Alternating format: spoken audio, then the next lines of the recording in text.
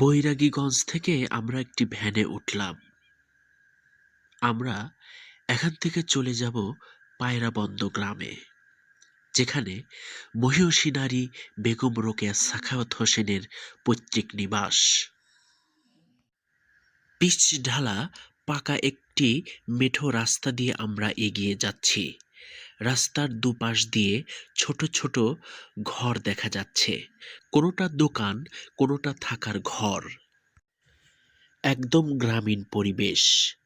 মাঠ প্রান্তর, নদী নালা, গাং, গাছপালা, ছোট্ট একটি সরু ব্রিজ, সব মিলিয়ে একদম খুব সুন্দর মনোমুগ্ধকর একটি গ্রাম পায়রাবন্দ।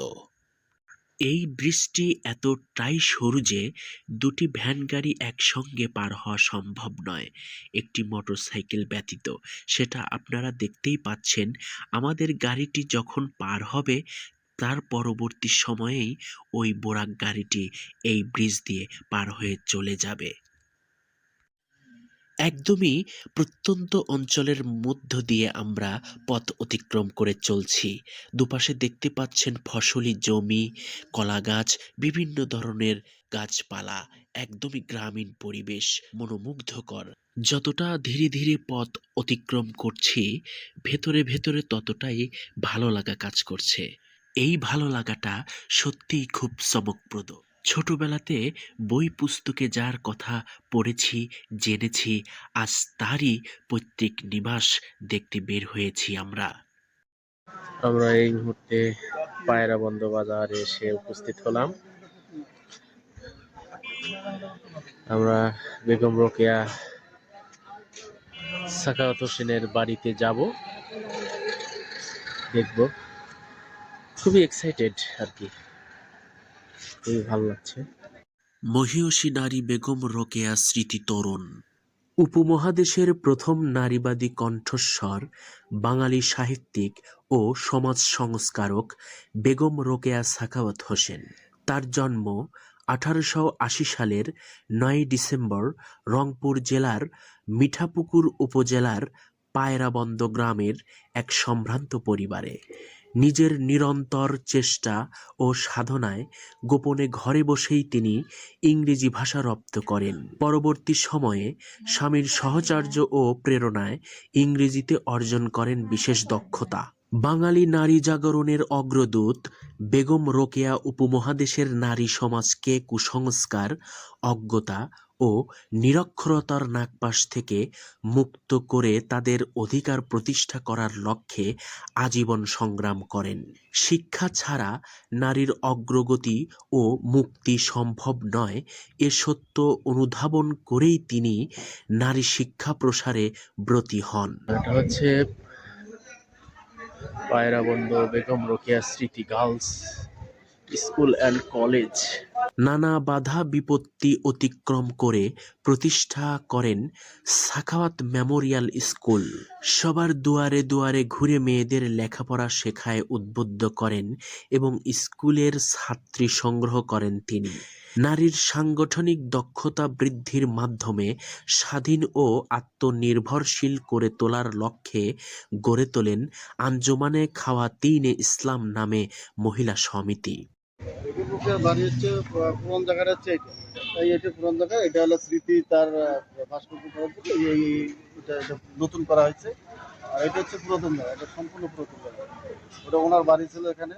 ওনার বাড়ির স্তম্ভগুলো এখনো ইট টিট আছে এখানে। হ্যাঁ, শুধু ওই ভাঙা ভাঙা কিছু ইট আছে, দেখতে বুঝতে পারবেন এই আপনার গ্রিলের ভিতরে আছে। হ্যাঁ, পুরাতন জায়গা। ওরা তথ্য মথ্য যা আছে সব ওখানে আপনি বুঝতে পারবেন, লেখা আছে সব কিছু ওখানে লেখা আছে। আর এটা হচ্ছে ওই ওনার যে স্মৃতি ফলক আছে, এটা স্মৃতি ফলক আছে আপনার এখানে। ভিতরে কিছু ভাস্কর্য আছে, আর ভিতরে আপনার ওই যে অডিটোরিয়াম হল আছে। গার্ডেন দেখা যায় না। হ্যাঁ, তা আজকে বন্ধ। আজকে বন্ধ। আজকে দেখতে পারবেন, আজকে বন্ধ। সপ্তাহে শুক্র এবং শনিবার বন্ধ। বিশ শতকের শুরুতেই বেগম রোকেয়া উপলব্ধি করেছিলেন যে সমাজের অর্ধেক জনগোষ্ঠী নারীকে পিছিয়ে রেখে দেশ ও জাতির প্রকৃত উন্নয়ন সম্ভব নয়। যেভাবেই হোক নারী সমাজকে জাগিয়ে তুলতে হবে। তিনি বোরকা প্রবন্ধে বলেছেন, আমি ইতিপূর্বেও বলিয়াছি যে নর ও নারী উভয়ে মিলিয়া একই বস্তু হয়, তাই একটিকে ছাড়িয়া অপরটি সম্পূর্ণ উন্নতি লাভ করতে পারিবে না। এখনো তাহাই বলি, এবং আবশ্যক হইলে ওই কথা শতবার বলিব। অন্ধকার থেকে আলোর পথে নারীদের আনার জন্যে তিনি বিদ্যালয় ও সংগঠন গড়ে তোলার পাশাপাশি সামাজিক অনাচারের বিরুদ্ধে ক্ষুরধার লেখনী চালনা করেন। এই মহিষী নারীর লেখা মতিচুর, পদ্মরাগ, অবরোধবাসিনী প্রভৃতি গ্রন্থ এবং স্ত্রী জাতির অবনতি, অর্ধাঙ্গী, বোরকা প্রভৃতি প্রবন্ধে নারী মুক্তি সম্পর্কে তার বলিষ্ঠ কণ্ঠ ও যুক্তিপূর্ণ বক্তব্য খুঁজে পাওয়া যায়। স্ত্রী জাতির অবনতি শীর্ষক প্রবন্ধে তিনি বলেন, আমরা সমাজেরই অর্ধাঙ্গ, আমরা পড়িয়া থাকিলে সমাজ উঠিবে কিরূপে? কোনো ব্যক্তির এক পা বাঁধিয়া থাকিলে সে খোঁড়াইয়া খোঁড়াইয়া কতদূর চলিবে? পুরুষদের স্বার্থ এবং আমাদের স্বার্থ ভিন্ন নহে, একই। তাহাদের জীবনের উদ্দেশ্য বা লক্ষ্য যাহা, আমাদের লক্ষ্য তাহাই। আমরা অকর্মণ্য পুতুল জীবন বহন করিবার জন্য সৃষ্টি হই নাই, একথা নিশ্চিত। পুরুষের প্রতি ঘৃণা বা বিদ্বেষ প্রচার করা নয়, বরং নারীর নিজ শক্তির উপর আস্থা সৃষ্টি তার রচনার মূল বৈশিষ্ট্য। নারীর ক্ষমতায়ন, বিশেষ করে অর্থনৈতিক ক্ষমতায়ন ছিল তার অন্যতম প্রধান লক্ষ্য। মানুষ হিসেবে মানুষকে ধর্মের ঊর্ধ্বে চিন্তা করার অসাম্প্রদায়িক দিকটিও তিনি ভোলেননি। তিনি বলেছেন, এমন শুভ দিনে আমরা আমাদের হিন্দু ভ্রাতৃদ্বয়কে ভুলিয়া থাকি কেন? সমুদয় বঙ্গবাসী একই বঙ্গের সন্তান নহেন কি? তিনি আরও বলেন, যখন হিন্দু, মুসলমান, ফার্সি, খ্রিস্টানে, জৈন, ইহুদি এবং বৌদ্ধ শিখে প্রেমপূর্ণ হৃদয়ে আলিঙ্গন হইবে, তখন আমি মনে করিব যে ধর্মের জয় এবং অদ্বিতীয় ঈশ্বরের পবিত্র নাম শান্তিপ্রদ হইয়াছে। এই মহিয়সী বাঙালি ক্ষণজন্মা নারী 1932 সালের 9 ডিসেম্বর কলকাতায় মৃত্যুবরণ করেন।